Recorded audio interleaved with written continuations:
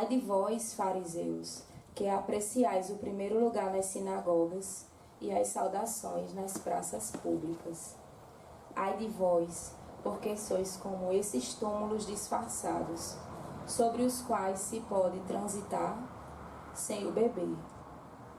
Um dos legistas tomou então a palavra. Mestre, falando assim, tu nos insulta também. Ele respondeu: igualmente, ai de vós, legistas, porque impondes aos homens fardos insuportáveis, e vós mesmos não tocais estes fardos com um dedo sequer. Palavra da salvação.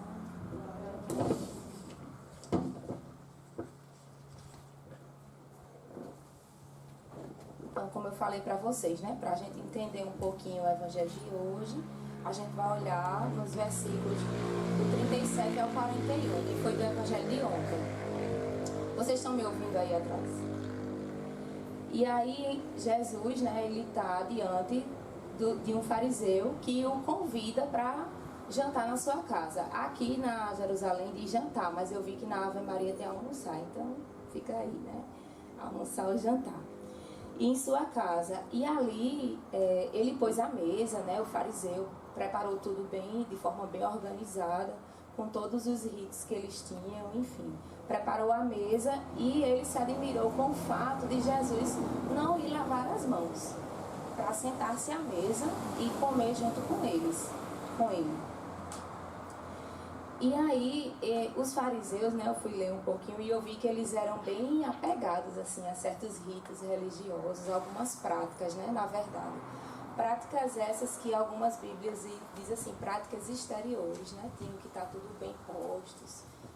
Eu imaginei nos dias de hoje, eu recebendo alguém na minha casa e aí a mesa com um único prato. Eu imagino que os fariseus eram pratos para 1000 coisas, né, copos, talheres, aquela coisa bem cheio de mimimi, né? Vamos dizer assim. É elegante, é fino, mas é mimimi. E aí, os fariseus se preocupavam com isso, né? Com essas práticas, com esses toques. Eu vou chamar de toques, né? Nem sei se era. Mas aí eu usei a palavra toque, né? Eles se preocupavam com isso, dava muita importância a esse tipo de coisa e eles esqueciam um pouco de lado, né? Ou não como prioridade, vamos dizer assim. Eles esqueciam a justiça e o amor de Deus. Se preocupava tanto com certas minúcias e esquecia do principal, né? Do que movia, né? Do que move tudo ainda hoje, que é a justiça e o amor de Deus. E aí Jesus questiona eles, né? Questiona os fariseus. E eu, quando estava preparando essa pregação, eu imaginei Jesus questionando isso pra gente hoje. No meu caso, Elaine, né? Ele chegando pra mim dizendo: Elaine, ai de vós, né, que se preocupa com tantas práticas exteriores. Eu nem falo de estética assim, né, mas eu falo de modo geral mesmo na vida da gente. E eu entendi que essa palavra de hoje é uma verdadeira exortação para a gente. Nos alerta com relação a muitas coisas. E aí eu vou tentar destrinchar algumas delas.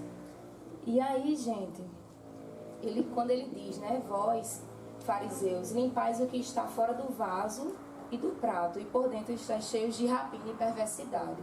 E aqui eu coloquei entre parênteses que eu também achei uma palavra do padre Paulo Ricardo, que ele usa a expressão roubo e maldade. Está cheio que os fariseus estavam cheios de roubo e maldade. Na versão da Ave Maria eu acho que está aí, eu acredito que está roubo e maldade. E tem um primeiro questionamento para fazer para todos nós hoje, né? Com relação ao primeiro questionamento, então, quantas vezes nós nos preocupamos ou gastamos tempo com tudo que é externo, com as minúcias, e esquecemos ou tratamos com menos importância a justiça e amor de Deus? É como se para as coisas de Deus tivesse um jeitinho. Tem um jeitinho, não, mas tem um jeitinho. E acabamos gastando mais tempo com vanglórias, de certa forma. Mais na frente a gente vai ver o significado, né? Como a vanglória está dentro desse contexto. E Jesus diz no final do versículo 42, que importa praticar estas coisas sem deixar de lado aquelas. Então, eu entendi assim que importa praticar certas coisas, é necessário dar atenção a outras coisas, outros âmbitos, né? Mas não em excesso.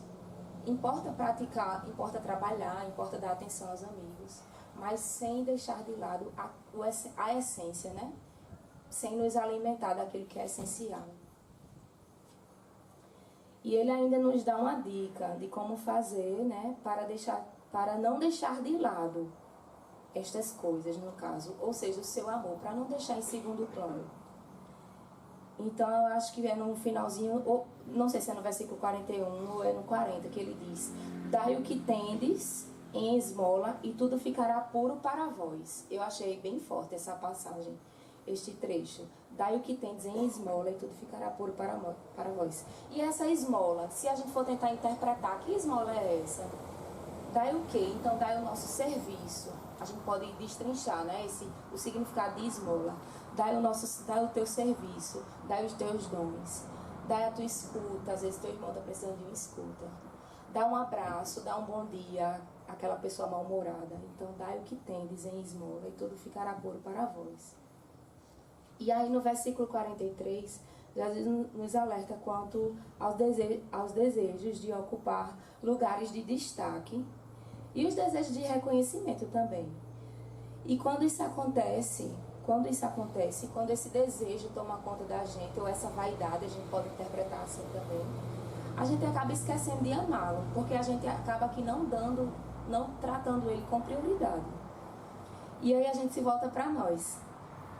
E quando a gente se volta para nós, quando eu me volto para mim mesmo, eu perco a oportunidade de amá-lo na face de um filho dele. Porque eu estou tão preocupada comigo mesmo, né, com os meus desejos, com a minha necessidade de estar recebendo elogio o tempo todo. Então eu acabo perdendo a oportunidade de enxergar Jesus na face daquele que está diante de mim. Vocês estão acompanhando o que eu estou falando, minha gente? E aí,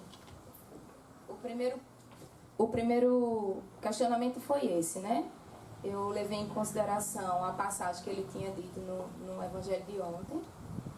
E aí, continuei no de hoje, com relação ao versículo 43, só retomando, né? Para não me perder. E aí, continuando, eu quero falar um pouquinho com vocês sobre hipocrisia. Padre Paulo Ricardo, em um dos vídeos que eu estava dando uma olhadinha para pregar para vocês, ele diz, né, que a hipocrisia é filha da vaidade. E a hipocrisia é meio que querer aparentar uma retidão que não existe. E quando ele diz que a hipocrisia é filha da vaidade, a vaidade, se a gente for olhar o significado da palavra vaidade, né, é vanglória. Uma glória vazia. E quando Jesus compara, acho que é no finalzinho do Evangelho de hoje, né, a túmulos disfarçados, tem uma expressão na Bíblia que ele diz, usa a palavra túmulos, eu acredito. Então, ele olha, eu imaginei, né, Jesus olhando para mim hoje dizendo que, como se eu tivesse sepultada por dentro, todas as vezes que eu me preocupo em limpar o exterior, eu estou preocupada em limpar o exterior e não alimento o que está dentro de mim, né? Então eu estou sepultando aos poucos. Me sepultando aos poucos. E aí eu deixo de lado. Então todos os dias eu percebi, né? Meu Deus, todos os dias tu me dás uma nova chance de não colocar o que está por fora, né? As minhas máscaras. Todos os dias tu me dá uma nova chance de tirar as máscaras e tratar da forma que tu mereces, te tratar da forma que tu mereces. Todos os dias ele me dá uma chance para amá-lo e não deixar que a podridão tome conta de mim. Então eu escrevi aqui, né, lembrar a vocês que cada um nessa noite possa já ir refletindo, né, dentro de vocês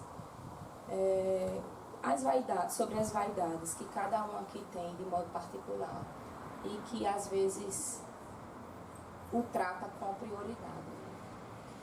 Então, que cada um aqui já possa se sentir alvejado por essas advertências que Jesus faz aqui para nós, né? Toda vez que ele diz, ai de vós, ai de vós. Então, ele está nos alertando, ele está nos advertendo. Então, que cada um aqui já possa ir se sentindo tocado por essas advertências e que elas possam ser advertências concretas. Então, que o orgulho que habita, né, o nosso espírito, num trechozinho o Padre Paulo diz também que o nosso espírito ele é muito orgulhoso. Então, que o orgulho que habita o nosso espírito ele possa ser transformado, ou que nós possamos ir dando o primeiro passo, né? Transforma, Senhor, o meu espírito, transforma esse espírito vaidoso, orgulhoso. E eu imagino que seja... Eu nunca fui chamada de hipócrita, né? Mas eu acredito que seja duro ser chamada de hipócrita. E ele diz aí que muitas vezes nós somos muito hipócritas. Quantas vezes colocamos uma máscara e buscamos com uma complacência silenciosa, mas venenosa, o elogio público. Então, buscar o elogio público, essa necessidade de ser elogiado também. É algo que nós temos que renunciar diariamente. Gostamos sim de ser chamados homens e mulheres de Deus, mas devemos ter cuidado quando isso se torna uma verdadeira hipocrisia. E aí, falando um pouquinho de hipocrisia, Deus, quando Ele pensou em nós, né, Ele nos fez homens para a glória do céu. Mas que desordenado, se essa glória, né, se a gente buscar essa glória de forma desordenada, ela dá origem ao pecado da vanglória. E no caso, a vaidade é filha da vanglória, né? Aliás, a hipocrisia é filha da vanglória. Perdão. Então, retomando. Deus nos fez para a glória dos céus, e quando a gente busca em excesso essa glória, ela gera, né, dá origem ao pecado da vanglória, uma vez que é filha da hipocrisia. Então, se porventura, né, você tem algo de bom, sei lá, às vezes você canta muito bem, ou você consegue administrar sua empresa muito bem, você é um líder, você consegue liderar, né, muito bem, você tem esse dom.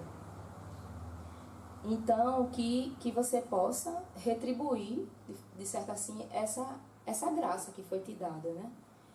E aí eu ainda coloquei aqui, né? Se você é uma pessoa de oração, de caminhada de igreja, se você faz jejum ou pratica, costuma dar esmolas, exerce sua profissão com excelência, você não deve isso ao fato de ser melhor ou pior do que ninguém.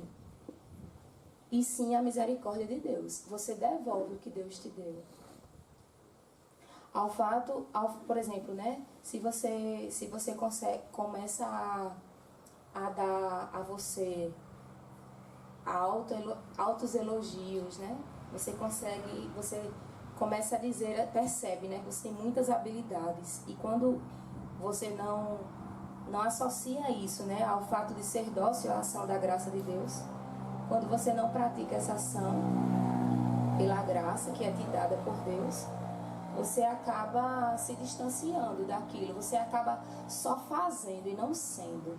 Então, que a partir de hoje a gente comece a refletir sobre o ser, que a gente precisa muito mais praticar o ser do que o fazer. É algo que a gente aqui da comunidade, a gente já ouviu do nosso fundador, que nós incessantemente, né, busquemos a prática do ser e não do fazer. E aí, continuando, eu vi também que Santo Inácio de Loyola, ele diz, né, que o homem, ele veio a este mundo para dar a glória, servir a Deus, e com isso salvar a sua alma. O resto vem depois, mas a prioridade, né, de todos nós aqui que estamos neste mundo é para dar a glória e servir a Deus, buscando a salvação da nossa alma. E aí, como a vaidade faz uma ponte, né, com a hipocrisia, eu até coloquei aqui como exemplo, né? Tem pessoas que querem ser admirados, têm uma necessidade muito grande de receber elogios. Então, isso às vezes acaba assim maltratando você, acaba me maltratando, quando eu já tenho que meio na intenção, né? Na intenção de receber um elogio. Então, me maltrata, porque quando eu não recebo, eu meio que fico frustrada. E aí a gente entra naquilo de não estar fazendo para Cristo. Você está fazendo porque você quer ter um retorno próprio. Se você não ama, se você... Aí o padre Paulo Ricardo, ele também faz uma associação aqui que eu escrevi.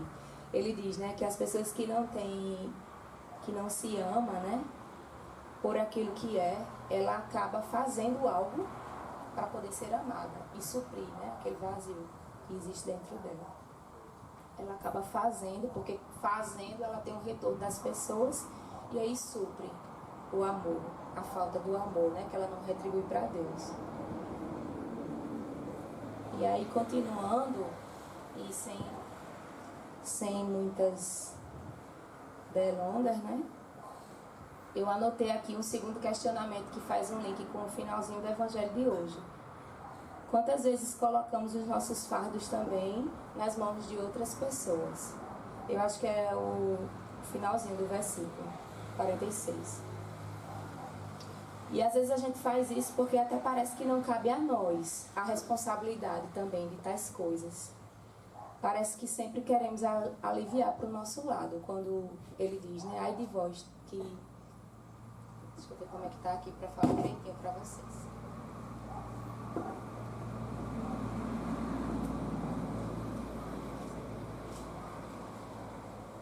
Ele diz... Igualmente ai de vós, legistas, porque impondes aos homens fardos insuportáveis, e vós mesmos não trocais esses fardos com o dedo sequer. E aí a gente pode interpretar dessa forma também, né? Quando a gente quer aliviar o fardo para o nosso lado.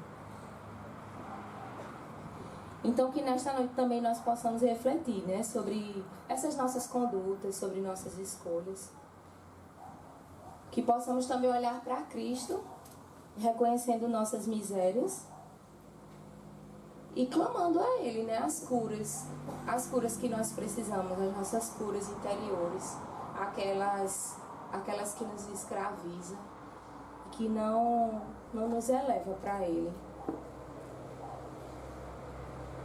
Eu até coloquei assim, né, em meio a tantas dificuldades que possamos, ao menos com Jesus, tratá-lo com sinceridade, né? E ser sinceros perante a Ele. E dizer para Ele, Senhor, sozinho eu não consigo, mas vem meu auxílio, me ajuda. Me torna capaz, me capacita, envia o Teu Espírito Santo sobre mim.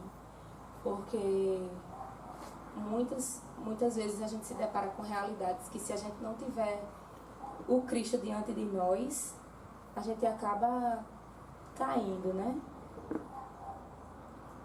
Então, que o Senhor, que hoje, esta noite e logo mais, diante do Santíssimo, nós possamos ficar mais próximo dele. Quando eu estava rezando, né, para esta noite, rezando por cada um que estivesse aqui, aí eu senti a necessidade, né, de intimidade, assim, de estar mais próximo. Com o sentimento de que, estando mais próximo, a gente conseguia esconder menos, assim, nossas máscaras, né? Nossa verdade. E quando a gente não consegue esconder nossa verdade para o irmão, já é algo muito bom, mas para Cristo é impossível, né? Esconder a verdade para Cristo. E aí, para a gente não se preocupar, né? Se porventura não está com tanta disposição de falar, de rezar, mas que ao menos façamos como Santa Teresinha, né? Que pelo menos estava ali olhando para Ele. Eu até escrevi aqui também, né? Que esse momento é entre você e Deus, é entre Elaine e Deus, é entre cada um que está aqui e Deus. E que também a gente se esforce para não se preocupar com o externo. Será que meu amigo está rezando? Será que quem veio comigo nessa noite está rezando? Será que está orando em língua? Será que... Esquece tudo isso. Se volta para o amado, né? Para o discípulo amado. Como João, que era um discípulo amado, se voltava para Jesus. Reclina a cabeça no peito dele. Como se fosse a última oportunidade. E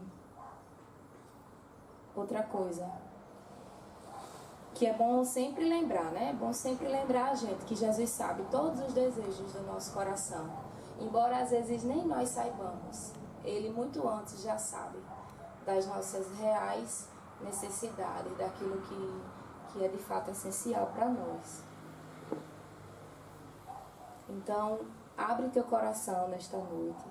Dá a Ele a abertura de coração que Ele merece. Para moldar, né? Moldar esses pratos exteriores. Deixa Ele lapidar teu coração.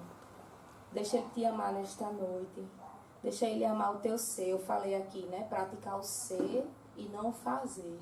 Então, deixa Ele amar o teu ser nesta noite. Pede essa graça a Ele. Olha para o teu irmão que está do teu lado e diz: deixa Ele amar o teu ser. Para fixar, né? Bastante. Os meninos do Ministério de Música já podem vir para cá. Então deixa Ele amar o teu ser, meu irmão, nesta noite. Pede ao Senhor a graça do ser. Pede ao Senhor a graça de se deixar moldar, sem reservas, pelas mãos dEle. Que não sejamos fariseus. Todos os dias que nós acordamos, que possamos renunciar, né? Renuncie, Senhor, esse espírito orgulhoso que habita dentro de mim. Amém, gente?